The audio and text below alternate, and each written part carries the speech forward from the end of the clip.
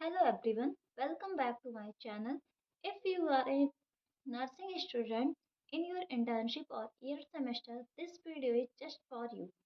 Today I will show you how to correctly fill your midwifery practice manual.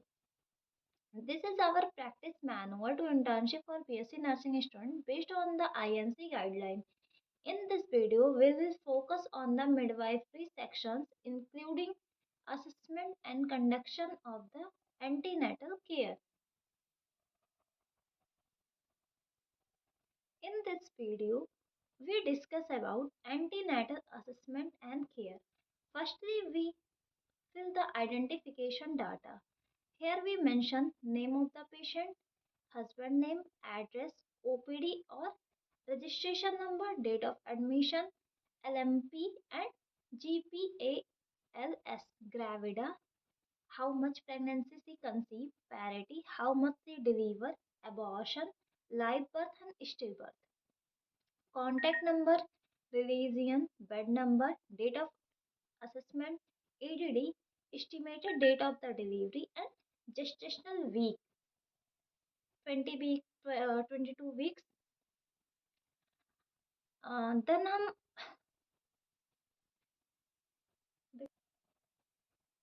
then obstetrical history means past history of the obstetrically.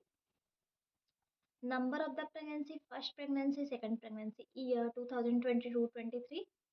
Nature of the pregnancy or as like preterm, full term, post term or abortion. Any problem during the antenatal periods? No.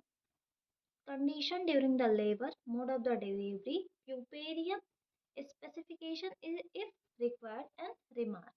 Then present obstetrical history, prenatal visit. जितनी भी dates पे हमने visit की है उसको हम mention करते हैं. हाइट एंड वेट फीमेल की, BP, fetal heart rate, height of the fundus, gestational week, abdominal girth, presentation and position of the baby. Then next we fill any problem during first trimester, second trimester and third trimester. इसमें हमें ध्यान रखना होता है कि हमने कितने उसको मेंशन किया है कौन सा ट्राइमेस्टर तक का. अगर वो 20 वीक या 22 वीक्स तक का है तो वहाँ पे हम उतने के अकॉर्डिंग ही ट्राइमेस्टर को ऐड करके हम वहाँ पे प्रॉब्लम्स लिखेंगे. जैसे कि थर्ड ट्राइमेस्टर में हमने ऑन गोइंग लिखा, मीन्स अभी थर्ड ट्राइमेस्टर उसका ऑन गोइंग ही है. Number of the antenatal visit, total उसने कितनी विजिट की है एंड टोटल वेट गेन उसका अभी तक की डेट में कितना है. इम्यूनाइजेशन में उसकी जो टिटनेस की हमारी 2 इंजेक्शंस होती हैं, T1 एंड T2, ये उसे रिसीव्ड हुई है तो हम रिसीव्ड लिखेंगे, वरना हम यहाँ पे पेंडिंग लिख देंगे. Any iron and folic acid supplement, अगर उससे स्टार्ट हुई है तो हम लिखते हैं. हम ये पूरा ही अपने पेशेंट के अकॉर्डिंग ही फिल करते हैं. Mensuration history means menarche, firstly उसे पीरियड्स कब हुए थे, ड्यूरेशन कितने टाइम तक के रहते हैं, amount of the blood loss कितना अप्रोक्सीमेटली होता है, साइकिल उसकी रेगुलर है और इरेगुलर है, इंटरवल कितने डेज का होता है and any other problems during the mensuration. Medical and surgical history में हम उसकी प्रेजेंट एंड पास्ट चीज़ों को देते हैं. पास्ट में एज लाइक उसे कोई भी क्रॉनिक डिसीज हो, diabetes, TB, heart disease, anything. अगर उसे कुछ नहीं है तो हम नॉन सिग्निफिकेंट भी फिल कर सकते हैं. प्रेजेंट हिस्ट्री में अगर प्रेजेंट में उसे प्रेगनेंसी से रिलेटेड या किसी भी क्रॉनिक हिस्ट्री से रिलेटेड अभी भी प्रॉब्लम हो रही है, देन फैमिली हिस्ट्री में फैमिली बैकग्राउंड्स में उसके क्या चीज़ें हैं. फैमिली में उसे अगर किसी को हाइपरटेंशन है, डायबिटीज़ है या ट्विंस फेटस है तो फीमेल में भी चांसेस होते हैं, इसीलिए हम यहाँ पे फैमिली हिस्ट्री को मेंशन करते हैं. मैरिटल हिस्ट्री मतलब उसकी एज क्या थी मैरिज के टाइम पे, और उसे अगर उसने कभी भी इनफर्टिलिटी का कोई भी ट्रीटमेंट लिया है तो हम उसे मेंशन करेंगे. अगर उसने नहीं लिया है तो हम वहाँ पे नो मेंशन करेंगे. कॉन्ट्रासेप्टिव अगर उसने यूज़ किया है तो वो किस टाइप का था, उसका ड्यूरेशन कितना था एंड उसकी वजह से अगर उसे कोई और प्रॉब्लम हुई है. पर्सनल हिस्ट्री में हम देखते हैं फीमेल का कि वो स्मोकिंग या किसी भी अदर टाइप का सब्सटेंस के लिए एडिक्टेड ना हो. डाइटरी पैटर्न उसका कैसा है, वेजिटेरियन है या नॉन वेजिटेरियन है एंड एलर्जिक. देन नेक्स्ट आता है जनरल फिजिकल असेसमेंट. इसमें एवरेज, ओबीज या थिन उसकी बॉडी बिल्डअप कैसी है. फीमेल की हाइट जितनी भी होगी उसे हम मेजर करके हम मेंशन करते हैं. वेट हम इसलिए मेंशन करते हैं क्योंकि 11 kg टू 16 kg जो होता है वो नॉर्मल वेट गेन होता है during the pregnancy.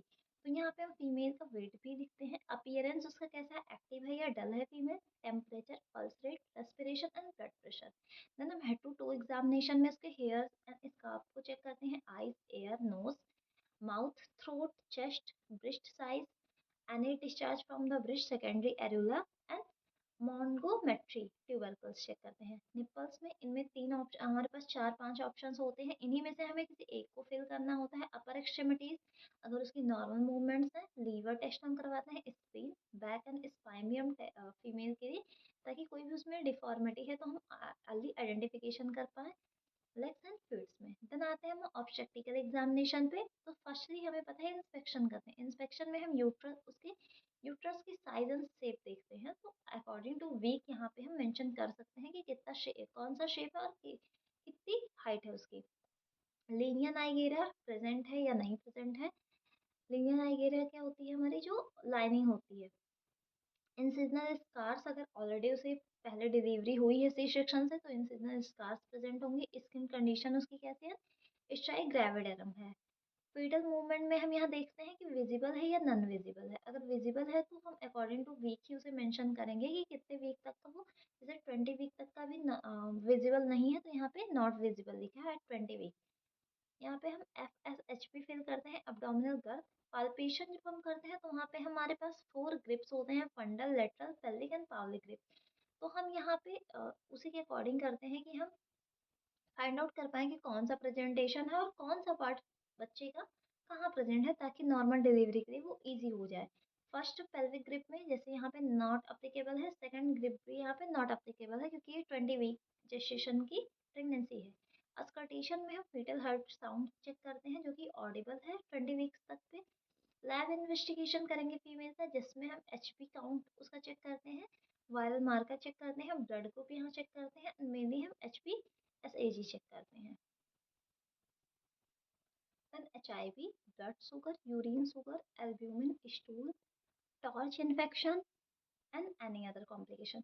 USG finding में हम देखते हैं कि इंट्रायूट्राइन ग्रोथ जो है fetus की वो कितनी वीक की है और उसके अकॉर्डिंग amniotic फ्लूइड कितना है। इससे हमें बेबी की एक्टिवनेस को भी हम आइडेंटिफाई कर सकते हैं। देन आता है high risk assessment as per modified Coopland's score chart. इसमें हम क्या करते हैं, यहाँ पे नीचे हमारे पास सारे ऑप्शंस दिए होते हैं, उन्हीं के अकॉर्डिंग हम उन्हें टिक करते हैं स्कोर्स को, एंड उन्हें स्कोर्स को हम काउंट करते हैं। तो सारे स्कोर्स को मिला के अगर 0 to 3 होता है तो लो रिस्क में आता है, अगर वो 4 से 6 होता है तो मॉडरेट, एंड अगर वो 7 से एबव होता है देन वो हाई रिस्क प्रेगनेंसी में आती है। जैसे कि अगर फीमेल का एज जो है वो बिलो 18 है तो वहाँ पे स्कोर हम 2 देते हैं, 18 to 35 है तो 0, एंड 35 से अबव है तो भी हम 2 देते हैं अकॉर्डिंग टू एज। पैरिटी की बात करते हैं तो अगर उसकी मतलब अभी तक उसने किसी भी बच्चे को डिलीवर नहीं किया तो 1 देते हैं, 1 to 4 है तो 0 देते हैं, 5 से ज़्यादा है तो हम 2 देते हैं। मेडिकल या सर्जिकल कंडीशंस में आते हैं, क्रॉनिक हाइपरटेंशन हो गया, प्रोजेस्टेशनल डायबिटीज़ हो गई, क्रॉनिक रिनल डिसीज, ये सारे डिसीज जो दी गई हैं इनमें हम 2 ऐसे स्कोर के अकॉर्डिंग हम फीमेल से उसकी हिस्ट्री देखिए यहाँ पे टिक करते हैं। प्रीवियस चाइल्ड उसका पास्ट ऑफ चेक हिस्ट्री में, हिस्ट्री ऑफ द PPH और मैनर, तो सेम चीज़ यहाँ पे माल प्रेजेंटेशन आइटम। तो जितना भी आपका नंबर आएगा आप उस पर टिक करके देन मेंशन कर सकते हैं कि उस फीमेल को या उस लेडी को कितना रिस्क है। मैंने इसमें हम ट्रीटमेंट मेंशन करते हैं, मेडिकेशन क्या है, उसकी dose and frequency and purpose. जैसे कि मेनली हम जो प्रेगनेंसी में सप्लीमेंट्स देते हैं वो आयरन, फॉलिक एसिड का होता है, कैल्शियम का होता है, टिटेनस टॉक्सॉइड इंजेक्शंस होते हैं, मल्टीविटामिन के टैबलेट्स देते हैं। तो यहाँ पे हम उसका डोज एंड फ्रीक्वेंसी मेंशन कर देते हैं एंड उसका पर्पस क्या है। जैसे आयरन हम देते हैं कि एनीमिया ना हो, कैल्शियम हम देते हैं कि fetus की जो बोन है वो डेवलप हो पाए, टिटेनस टॉक्साइड देते हैं ताकि हम टिटेनस को नियोनेट में प्रिवेंट कर पाएँ, एंड मल्टीविटामिन हम देते हैं कि सारे न्यूट्रिशनल रिक्वायरमेंट फुलफिल कर पाएँ। एडवाइस यहाँ पे हम क्या करते हैं, उसे डाइट की एडवाइस करते हैं, पर्सनल हाइजीन मतलब वो अच्छी ओरल हाइजीन वगैरह रखें, keep genital area clean and dry, rest and exercise के लिए भी हम एंटीनाटल पीरियड में फीमेल को एडवाइस कर सकते हैं।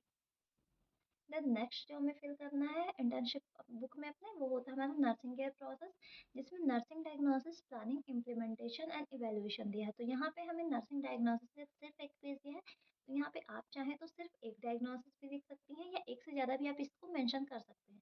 जैसे कि रिस्क फॉर न्यूट्रिशनल डिफिशियंसी, जो ये हमें मेनली केसेस में देखने को मिलेंगे फीमेल्स में। अगर आपने कोई डिसीज़ कंडीशन से आपकी फीमेल जो है वो किसी डिसीज़ से रिलेटेड है, तो यहाँ आप उसके अकॉर्डिंग प्रायोरिटी वाइज़ यहाँ पे फिल करते हैं। इसके बाद जो हमारी प्रायोरिटी होगी डायग्नोसिस की, उसी अकॉर्डिंग हम प्लान करते हैं, उसे इम्प्लीमेंट करते हैं। लास्ट में हम इवैल्यूएट करते हैं कि जो हमने प्लान किया था वो कितना इफ़ेक्टिव था। तो ये आपकी चॉइस पे ही डिपेंड करता है कि आप इसमें एक डायग्नोस मेंशन करते हैं या एक से ज़्यादा भी आप मेंशन कर सकते हैं, इसमें कोई प्रॉब्लम नहीं है। तो होप आपको ये सारी चीज़ें एग्जैक्टली समझ आई हैं और आपको ये फिल करने में हेल्प भी हुई है। वीडियो अच्छी लगे तो लाइक करें, शेयर करें एंड सब्सक्राइब करना ना भूलें। Thank you.